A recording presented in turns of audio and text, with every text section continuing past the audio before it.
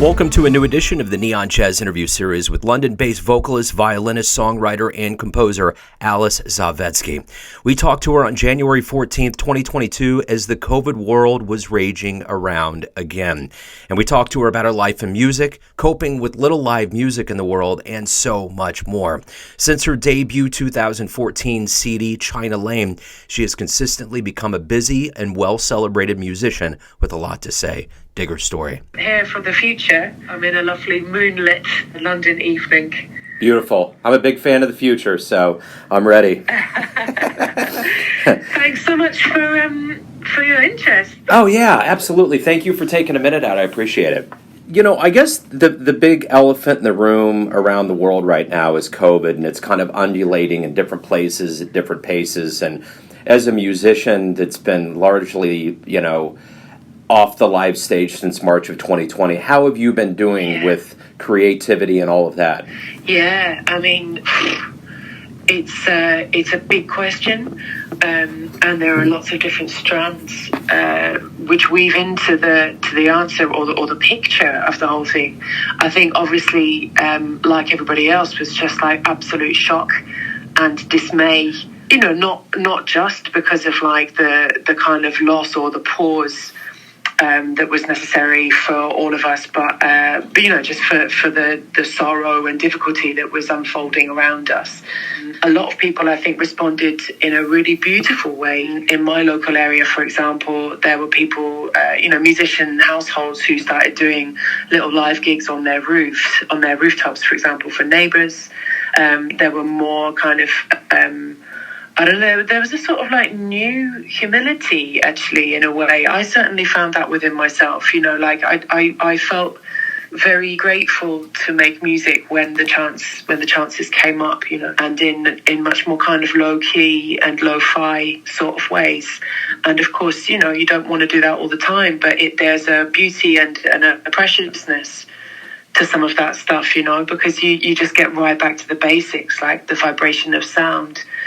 Communing with nature, I played my violin in this local cemetery, it's amazing. It's called Abney Park, and it's overgrown. It's become a nature reserve, and it's Gothic, this kind of Victorian era Gothic cemetery, full of wildlife and birds, and still, with that quite haunting and sacred, sort of atmosphere that graveyards tend to have. And I would just play in there during the day, and that would be a way to kind of connect with people still. People would walk past and like strike up a little chat, and at the end of the day, this pandemic has had a monopoly on us. You got to either choose to look at it, through the lenses that you had before, and it's only going to be amplified. And there were a lot of things like what you were saying where people had to take a pause and figure out how they're going to keep doing it. And I know in the world of recorded music, a lot of people became producers and engineers and did things in different ways. What about you? What new skills have you acquired that's going to make you stronger, hopefully, as things ease up and get better? Just in terms of, I don't know if this would be a new skill per se, but it's a new revitalization of my sense of purpose and actually how important music is. Like I feel much more protective over music now, and that the music that I want to make and the music that my friends and colleagues make. There's certainly a sense now that, like, I don't know, I mean, I don't know what it's like in the States, but there's been a lot of I would say imbalances in how certain restrictions have been applied to different types of events. So, for example, for a long time, when restrictions were eased slightly, there was a period of time where in this country you could have, for example, a few thousand people in a stadium watching a sports game, like football predominantly. But you still weren't allowed to have performances in a theatre, for example, socially distanced with masks, etc. All of that kind of thing. There was definitely a lag behind when it came to the performing arts. And I think not only is that quite an interesting gauge, it's a litmus test of what your government kind of deems as important and necessary and what's worth protecting, that kind of thing. And it's made, I think, for a lot of us, it's made us actually fight much harder for the right and the freedom to be able to do what we do. And of course, that's nothing to do with things to do with safety or COVID, there are always ways of making music. I really do stand by that. I maintain that always. There's always a way of doing it safely, and it just has to be supported. So I definitely feel much more vigilant about that. And then in terms of more practical skills, I got a bit more proficient on some other instruments. I kind of got my hands on a double bass that's now living in the corner of my room. And, because I play violin, I play piano, I sing. And, when you're kind of like composing at home and you're alone, I don't know, I kind of thought, okay, I need to find a way to fill in some of these frequencies, myself. I wouldn't call myself a bassist, but just kind of filling in some gaps and stuff. And also kind of being forced in a way to think outside the box. So I did some nice exchanges with a friend of mine who lives in Krakow in Poland, who sent me like a stem of a track, the basis of a track that I would add something to, and then I would send it back to him and he would then do the same. So it's, and it encourages, a few different ways of working. Yeah, that is interesting. And it is, in America, same thing. Sports went full capacity, even though the arts were shut down, which I found totally bizarre. And the thing that's ironic about all of this is that during this time, if people didn't have movies, TVs, music, visual arts to delve into, we would have been really in a dark place. And, I don't know so much. I know people were thirsty for sports, but I think definitely entertainment and art would have been crippling if we wouldn't have had it. I couldn't agree more. And I think the general public, as far as I can tell, certainly here, there was a lot of appetite to see live music. I remember when the restrictions first started to lift, and people really came out in their droves, and there was lots of people being very supportive. I was also amazingly impressed by various arts organisations up and down the country who really got their act together in terms of reaching out to musicians in their circles, and also like wider than their sort of obvious circles as well, and inviting them to participate in certain things or commissioning them for things or whatever. And I just thought that was really amazing because, of course, organisations, they have their logo, they have their website, and sometimes they're quite faceless. But then I remind myself that they're made up of individual people, and the pandemic brought the most unbelievable upheaval to every single person, I think, in one way or another. And the fact that these organisations that are made of human beings, those human beings decided that they would prioritise getting stuff up and running, in this new way, and really thought quickly in a very unprecedented situation. And I was so inspired by that. I'm going to go back in your life to the beginnings. Talk to me a little bit about how music became your life and how you've kind of evolved to this point as a musician. As a kid, I started playing piano and violin. I loved singing as well. And I come from a big family, so I'm one of 6 kids. I'm number 5 in the hierarchy, as I like to call it, in the pecking order.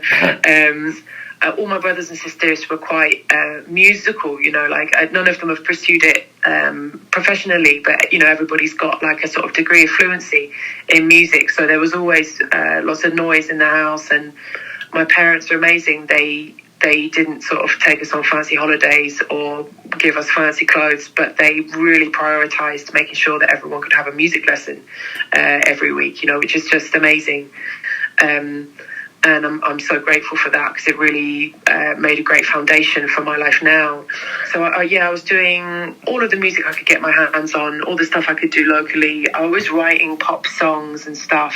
I had a little band at school with like whatever instrumentation I could find. I think at one point it was like 2 vocalists, drum kit and a clarinet, but we found a way to make it work. Yeah, and then the sort of the big change happened, I think, when the great New Orleans singer Lillian Boutet came to my school and gave a workshop, and I fell in love with the way that jazz works and everything it symbolises, the warmth, the honesty, the sense of community, all of that stuff. And of course, I think I was about 12 or 13. I wasn't mature enough to be fully hip to all of those things, but I think sometimes you sense it instinctively. I just knew that there was a sort of a safety and a freedom and an honesty in jazz music somehow that I wanted to go closer to. So I ended up kind of sort of started following her around, really, proper groupie style. I would turn up to her gigs. I would convince one of my parents or an older sibling to drag me there, or I would drag them there. So sometimes I would make little recordings on a cassette tape of songs that she had already done, just not knowing how else to impress her, and I would just hand her the tape at the end of the gig. And she was very sweet to me, and I think eventually she realised that I was quite serious about it, and in the end I ended up being her backing singer and going on tour with her when I was a bit older, in my teens. We did quite a lot of work in the UK and in Germany, and it was just a great way to learn the ropes, really. She never told me how to sing or was prescriptive in any way, but I just learned by soaking it all in, by osmosis, and by kind of just hanging out with them. And that was an amazing education. So I was doing all that, and then starting to take violin quite seriously as well. And I ended up going to a conservatoire in Manchester called the Royal Northern College of Music. I studied classical violin there. This is quite a long biography, isn't it? Do you want it's good. No, you're good. It's all good. Yeah, I found myself gravitating towards a lot of the more contemporary music stuff that people were composing who were studying there as well. And I did a lot of singing as well. They didn't have an official jazz course there, and most of the singers were classical singers. So sort of by default, I was often handed the job or the role of any sort of vocal repertoire that was a bit off the beaten track, that was quite modern or used sort of techniques that those singers wouldn't have been allowed, permitted to use, during that quite sort of strict classical study, which was great. I really learned a lot and cut my teeth there. And then I stuck around in Manchester for a bit longer, and I think then outside of the rigours of the conservatoire, I just really branched out, and I spent a lot of time being very poor, but just travelling around the city every night, just seeing who was around and what music was happening. And I ended up jamming with people from lots of different musical backgrounds and traditions than what I had encountered before. So that was a very sort of important time. Started getting into a couple of bands that were doing kind of quite more modern, kind of rhythmically complex kind of jazz stuff that's kind of influenced, I guess, by maybe kind of Steve Coleman-y kind of stuff. And then I went to London. I did a master's in jazz there as a vocalist, which was amazing. It was a real grilling. And then, since then I've just I guess the sort of task since then has been trying to weave together all of these different strands and find a kind of a cohesive sound or something or identity that kind of makes sense. And I guess it's interesting to try to reconcile it, because of course in the classical tradition it's not really about your identity as an individual, it's about realizing the composer's vision, broadly speaking. And then of course in jazz there's so much emphasis and celebration of the individual and your honest expression and everything else. So it's kind of, that's always been quite an interesting, not a pinch point, but a kind of an interesting dichotomy, I suppose.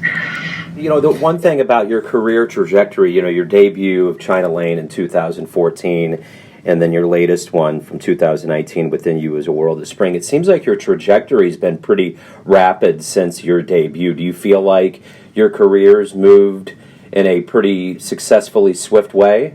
That's really lovely of you to say. Yeah, I do feel like there was quite a shift after I had released the debut album, China Lane. I can't remember, how old was I? I think I was about 29 or something, maybe. I can't remember exactly. I'd have to do the maths. It's dreadful. It was, I guess for most singer-songwriters, that kind of thing, it was reasonably late, to be releasing your first ever recording, And I think that's because there was a lot of stuff in the pot that was kind of melding together. It took a while, for me to find that stuff. And a lot of the songs I had written a long time ago, but it was a case of finding it. I think like a lot of my musical life has been shaped by these kind of collaborative experiences and travels and stuff like that. So I think, I was gigging a lot and having a good respectable career as a jobbing musician, but I think I hadn't made my statement, as a solo artist really until then. And so I think once I'd made that offering, I did find that a lot of things changed, and lots of more opportunities sort of started to unfold, which was amazing. It was a really lovely turning point. So what was the first live jazz show you ever saw that really blew you away? It's got to be Lillian. I'm just trying to think where it would have literally been in my school. She was playing with a guitarist who's UK based, a guy called Denny Eilert, and a bass player called Andy Crowdy. And I think they had a Danish drummer called Søren Frost. And that was kind of, kind of trad stuff, blues, and just from a kind of gospel background as well. I just thought it was extraordinary because she was really committed to and interested in every single person in the room. There was a lot of, I don't know, I hadn't really experienced gigs before where there's call and response, you know what I mean? Or like where the audience really makes any noise, And I think that was just like a really mind-blowing thing, and something that reverberates now, not necessarily in exactly a literal way or exactly the same way, but just this idea of the audience's role. So like people always talk about how to be, how we can improve ourselves as performers, how can performers give a better experience to whoever's observing or listening. But no one ever talks about that really mysterious and sacred role of being a person in the audience and what you bring to the situation, even though on the surface the audience, they appear to be passive. They're very much not, as I'm sure you know. Like it's an energy exchange, it's a cycle that goes around, and what the audience does has a direct impact on what happens on the stage. And I think that experience with Lillian right from the beginning was such a strong example of that. And that's something that I've just been very interested in ever since, really. And it's not, there might be gigs nowadays. Like I sort of don't really play jazzy jazz so much these days. I sort of rarely do a standards gig, for example. I'm sort of like wading into sort of slightly more alternative spheres, if you will. But I think that idea of the energy exchange with the audience is really important, even if not like a kind of sing-along or like clapping after solos or whatever, but just how someone's body language is, or what their facial expression, like how they're engaging with the space, I think is fascinating. Every profession has a process and an allure to it. What do you like the best about being a professional musician? I love the fact that we get to be involved in beauty every day, and even though there's like, the humdrum and the drudgeries of all the other side of it, it's not always glamorous, but the pursuit of beauty, it's such an honor to be able to spend significant amounts of time in that task, to be able to try to make beauty for yourself, for other people to experience. It's my life's greatest honor. It's a great gift that for me to receive, to be able to do that. Well, everyone has a perception of you, an idea of who they think you are, your family, your friends, your fans, and obviously you live your life, you have a perception of you. Who do you think you are? Wow, that's a great question. You sound like my analyst. Who do I think I am? I'm just a kid, I'm just a kid in a lot of ways. You may have already answered it. I think sometimes there's an idea that it needs to be elaborate. I think there's a profound nature that goes into brevity with this one. Yeah, no, that's a very good point. Maybe we can just say that then. I'm just a kid. Right on. That's perfect. Alice, thank you for taking a minute out to talk with Neon Jazz today. Good luck with everything. Happy New Year. and very happy New Year to you too, and everyone listening. Thank you so much. Thanks for listening and tuning in to another Neon Jazz interview, where we give you a bit of insight into the finest players in London, Kansas City, and spots all over the world, giving fans all that jazz. And thanks to Alice for her time, music, and cool. If you want to hear more interviews, go to Famous Interviews with Joe Domino in the iTunes Store. Visit neonjazz at youtube.com, and for everything Neon Jazz all the time, go to the neonjazz.blogspot.com. Until next time, enjoy the jazz, my friends.